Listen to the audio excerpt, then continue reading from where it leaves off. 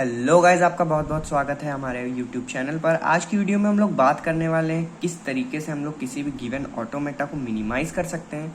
तो ये वीडियो पूरा इसी चीज़ पे बेस्ड होगा कि how to minimize any given automata या फाइनाइट ऑटोमेटा। ठीक है, तो इसको आपको समझाने के लिए हमने AKTU 2016 और 17 में आया हुआ क्वेश्चन पिक किया है, जो कि 7.5 मार्क्स में पूछा गया था। इसके साथ शायद कोई और क्वेश्चन अटैच रहा हो 2.5 मार्क्स का, क्योंकि ओवरऑल 10 मार्क्स का क्वेश्चन AKTU में नॉर्मली पूछा जाता है। ठीक है, तो हम लोग समझेंगे कि किस तरीके से हम लोग ऑटोमेटा को मिनिमाइज कर सकते हैं।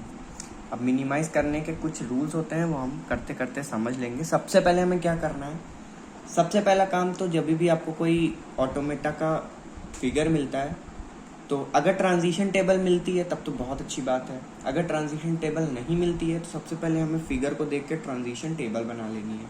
ठीक है, तो ट्रांजिशन टेबल कैसे बनाते हैं, जब मैंने आपको DFA समझाया था तब मैंने बताया था कि ट्रांजिशन टेबल किस तरीके से डिज़ाइन करते हैं। फिर भी अगर आपको नहीं आता है तो कोई दिक्कत नहीं है, आप ही समझ में आ जाएगा कि ट्रांजिशन टेबल कैसे बनती है। सबसे पहले हमें लिखने हैं स्टेट्स।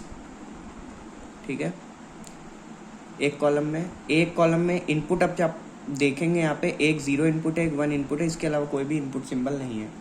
तो एक 0 के लिए और एक 1 के लिए हमें चेक करना है। ठीक है, स्टेट क्या है हमारी, ABCDEF, 6 स्टेट हैं, ABCDEF। ठीक है, अब ए पे चेक करेंगे हम लोग। ए पे 0 इनपुट देने पे कहाँ जा रहा है, बी पे जा रहा है, तो बी लिख दिया। ए पे 1 इनपुट देने पे डी जा रहा है, तो डी लिख दिया। बी के लिए चेक करो, 0 इनपुट देने पे ए जा रहा है, 1 इनपुट देने पे सी जा रहा है। सी के लिए चेक करो, सी पे 0 दिया, ई गया, सी पे 1 दिया, एफ गया। डी पे चेक करो, 0 दिया, ई गया, 1 दिया, एफ गया। ई पे चेक करो, 0 दिया तो ई पे ही आ गया, और 1 दिया तो एफ पे जा रहा है। एफ के लिए चेक करेंगे, 0 दें या 1 दें, दोनों ही केस में एफ पे आएगा। ठीक है, क्योंकि यहाँ पे 0 और 1 का लूप लगा हुआ है। समझ गए, ये हो गई इसकी ट्रांजिशन टेबल। अब इसके बाद क्या करना है, अगला स्टेप,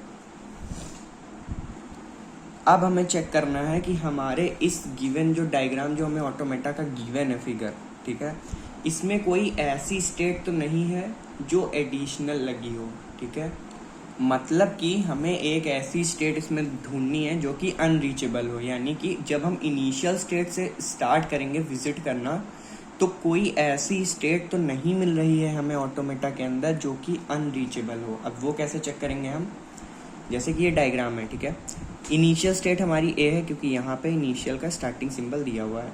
ठीक है, तो ए से हम लोग विजिट किए, ए से डी पे गए, ठीक है, ए से बी पे गए, यानी इन दोनों पे तो विजिट कर सकते हैं।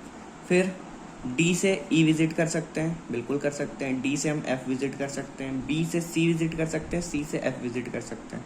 यानी कि हम एक तरह से देखें तो हम ए से सब कुछ विजिट कर सकते हैं, सारे सिंबल विजिट कर सकते हैं।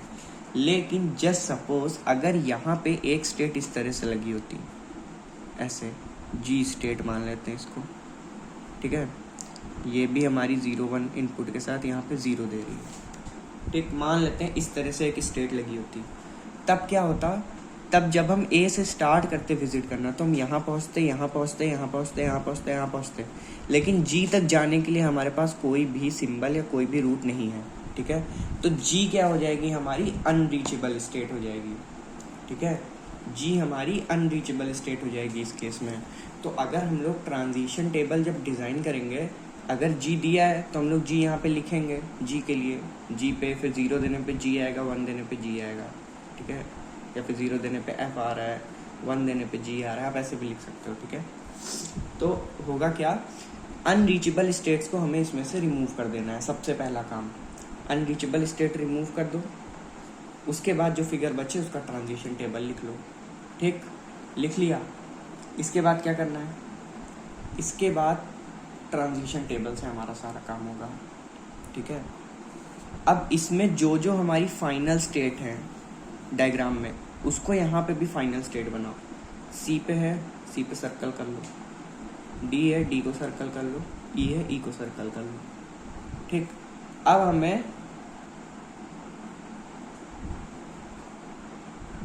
इक्विवेलेंस रिलेशनशिप अप्लाई करनी है, यानी कि हमें इक्विवेलेंस रिलेशनशिप चेक करनी है इनके बीच में। कैसे करेंगे? सबसे पहले P1 is equals to non final और फाइनल स्टेट के अलग अलग सेट बना लेंगे।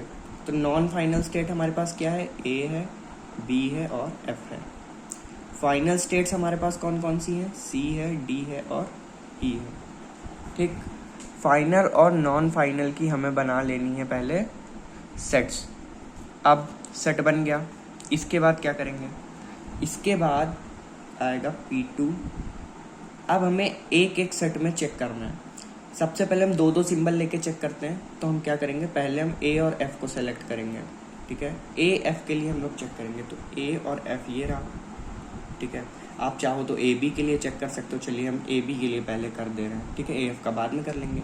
A B के लिए जब हम लोग चेक करेंगे तो A B के लिए 0 पे इनपुट पे चेक किया तो B A। कंडीशन ये होती है कि B A हमारा एक ही सेट में लाई करना चाहिए, जो कि कर रहा है। A B एक ही सेट में है। 1 पे क्या है? D C, ये भी एक ही सेट में है। ठीक है, तो ये कंडीशन ट्रू है, यानी A B सेम सेट में बिलोंग कर सकते हैं। ठीक, फिर हम A और F के लिए चेक करें। A F, B F आ रहा है, B F एक सेट में है। ठीक है, सही है, कंडीशन सेटिस्फाई कर जाएगी। 1 के लिए चेक करें तो D और F। अब D और F अलग अलग सेट में आ रहा है, यानी कि A और F सेम सेट में नहीं रहेगा।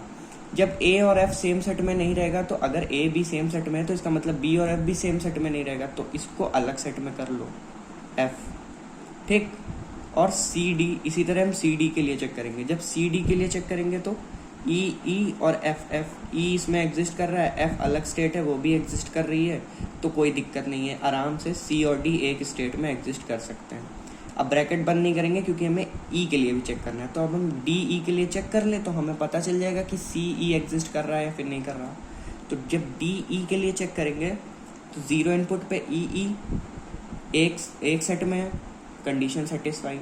1 के लिए चेक किया, F F एक सेट में, कंडीशन सेटिस्फाई। अगर अलग अलग सेट में होंगे तब कंडीशन सेटिस्फाई नहीं होगी, एल्स अगर सेम सेट में एग्जिस्ट कर रहे हैं आउटपुट के दोनों ही हमारे स्टेट्स, तो फिर सेट सेटिस्फाई हो जाएगी। इतनी चीज़ आपको याद रखनी है। ठीक है, थोड़ा सा कंफ्यूजिंग है, मैं समझ रहा हूँ, लेकिन मैं कोशिश कर रहा हूँ कि आपको अच्छे से समझा पाऊँ। ठीक है, तो सी डी के लिए हमने चेक कर लिया, ई के लिए हमने चेक कर लिया, यानी कि तीनों के लिए सेटिस्फाई कर रहा है, तो ये पूरा एक सेट हो जाएगा। अब हमें यही चीज़ एक बार फिर से चेक करनी है P3 पे। क्यों चेक करेंगे? F तो हमारा और फर्दर डिवाइड नहीं हो सकता, तो F को एज इट इज़ उतार लेना है। A B हो सकता है कि अभी डिवाइड हो जाए, ठीक है, तो हम A B के लिए फिर से चेक कर लेंगे। लेकिन A B के लिए फिर से हम जब चेक करेंगे A B, तो 0 पे क्या है? B A एक सेट में एग्जिस्ट कर रहा है, 1 के लिए D C एक सेट में एग्जिस्ट कर रहा है, तो A B के लिए फिर से सेटिस्फाई हो जाएगा। अब आप लोग ये सोच रहे होंगे कि जब यहाँ ए बी के लिए सेटिस्फाई हो गया तो मैंने यहाँ पे कंडीशन दोबारा क्यों चेक करी, ज़रूरी तो नहीं कि सेटिस्फाई नहीं होता। तो ऐसा मैंने इसलिए किया क्योंकि अगर मान लो कि यहाँ पे जब हमने ए बी चेक किया था इस वाली स्टेट में, तो अगर यहाँ बी ए के बजाय बी और एफ मिला होता, ठीक है, बी और एफ मिला होता, तब भी यहाँ पे ये कंडीशन सेटिस्फाई होती और ए बी का सेट बनता। ठीक, उसी तरीके से यहाँ पे रीचेक हमने इसलिए किया क्योंकि यहाँ पे f तो एग्जिस्ट कर नहीं रहा। अगर f के ना एग्जिस्ट करने पर भी ये सेटिस्फाई कर रहा है, इसका मतलब ये सेट हमारा इसका फाइनल सेट बन जाएगा। ठीक है, समझ में आ रहा है ना बात? ठीक है, आई होप कि आपको समझ में आ रहा होगा। इसके बाद सी डी ई के लिए हम दोबारा से चेक करेंगे। तो सी डी ई के लिए जब हम चेक करेंगे तो सी डी का चेक करेंगे, ई ई सेम सेट में एग्जिस्ट कर रहा है, एफ एफ सेम सेट में एग्जिस्ट कर रहा है, तो सी डी के लिए फिर से हो जाएगा। ई के लिए चेक करेंगे तो डी ई के लिए चेक कर लेते हैं। डी ई में 0 पे ई ई सेम सेट, 1 पे F F same set, single set में एग्जिस्ट हो रहे हैं, तो ये तीनों फिर से सेम सेट। अब आप इसको P4 P5 P6 कितना भी ले जाओगे, इन्फिनाइट तक लेके चले जाओगे, ये चीज़ रिपीट होती रहेगी। अब ये फर्दर डिवाइड नहीं होंगे, तो हम मान लेते हैं कि यही हमारा फाइनल होगा। ठीक है, फाइनल सेट यही होंगे हमारे पास। 3 सेट आ गए। अब क्या करना है? सिंपली इसको DFA में कन्वर्ट करने के लिए आपको इन तीनों को फाइनल सेट मान लेना है। ठीक, यानी कि एक सेट हो जाएगा हमारे पास ए बी, एक सेट हो जाएगा हमारे पास एफ और एक सेट हो जाएगा हमारे पास सी डी ई। ठीक, 3 सेट हो गए। अब इनमें से हमारा जो फाइनल सेट होगा, क्योंकि फाइनल सेट का यहाँ मतलब ये नहीं है कि ये फाइनल स्टेट वाला फाइनल सेट है, ठीक है, ये फाइनल सेट्स हैं। अब इन तीनों सेट को हमने एक एक स्टेट मान लिया है, तो यहाँ पे फाइनल स्टेट कौन सी होगी? जो फाइनल स्टेट हमारे ऑटोमेटा में थी सी डी और ई पे, वही हमारी फाइनल स्टेट यहाँ पे भी होगी। तो यहाँ पे सी डी ई इसमें एग्जिस्ट कर रहा है, तो ये हमारी हो जाएगी फाइनल स्टेट। अगर सी डी ई इन तीनों में से कोई एक लेटर भी इसके साथ एग्जिस्ट कर रहा होता है या फिर इसके साथ एग्जिस्ट कर रहा होता है, तो हम उसको भी फाइनल स्टेट बनाते हैं, क्योंकि इन तीनों को ही फाइनल स्टेट बनाया गया है हमारे ऑटोमेटा में। ठीक, अब हमें इसको सिंपली ज्वाइन कर देना है। ये रही हमारे पास ट्रांजिशन टेबल और ये रहे फिगर्स। ट्रांजिशन टेबल में क्या है, अब यहाँ ए बी है, तो ए बी के लिए 0 इनपुट देंगे तो कहाँ जाएगा? ए बी पे। तो 0 इनपुट देंगे तो जाएगा ए बी पे। 1 इनपुट देंगे तो सी डी पे, तो 1 इनपुट दिया और सी डी पे पहुँचा दिया। फिर अगला स्टेट एफ है, एफ ये रहा एफ। एफ पे 0 इनपुट देंगे तो एफ पे रहेगा, और एफ पे 1 इनपुट देंगे तो एफ पे रहेगा। ये तो कहीं जाएगा ही नहीं। चलो बढ़िया, कोई बात नहीं। उसके बाद सी डी ई के लिए चेक करेंगे। सी डी ई पे जब 0 इनपुट दिया तो ई आया, 0 इनपुट पे ई आया। जब 1 इनपुट देंगे तो एफ आएगा, तो यानी कि 1 इनपुट देंगे तो यहाँ चला जाएगा। ये हो गया हमारा फाइनल ऑटोमेटा मिनिमाइज होने के बाद। यानी कि हम लोगों ने इस ऑटोमेटा को मिनिमाइज करके इस फाइनाइट ऑटोमेटा में कन्वर्ट कर दिया है। दिख रहा है आपको? आई होप कि ये समझ आया होगा। अब इसका ट्रांजिशन टेबल बनाना लास्ट काम है हमारा। यहाँ पे मत रुकना, यहाँ पे छोड़ दोगे तो 7.5 में से 5 नंबर ही मिलेगा, 2.5 नंबर नहीं मिलेगा। ठीक है, तो इसलिए इसका ट्रांजिशन टेबल ज़रूर बना देना। ठीक है, मैं अभी बता दे रहा हूँ किस तरीके से इसका ट्रांजिशन टेबल बनेगा। ये फिगर हम लोग कॉपी कर लेते हैं दूसरे साइड, ताकि इजीली आपको समझा सके। तो अभी हम लोग इसका ट्रांजिशन टेबल बना लेते हैं। क्या करेंगे? सेम वही प्रोसेस। सबसे पहले स्टेट का कॉलम, फिर 0 इनपुट का कॉलम और 1 इनपुट का कॉलम। स्टेट क्या है हमारे पास? अभी एक स्टेट है हमारी ए कॉमा बी, एक स्टेट है हमारी एफ और एक स्टेट है हमारे पास सी डी ई। तीनों स्टेट के लिए 0 पे ए बी पे, 0 देने पे ए बी आ रहा है, 1 देने पे सी डी ई यहाँ जा रहे हैं। फिर एफ के केस में 0 1 देने पे सब एफ ही आ रहा है दोनों ही केस में। सी डी ई पे 0 दिया तो सी डी ई और 1 दिया तो F. And this is the final answer.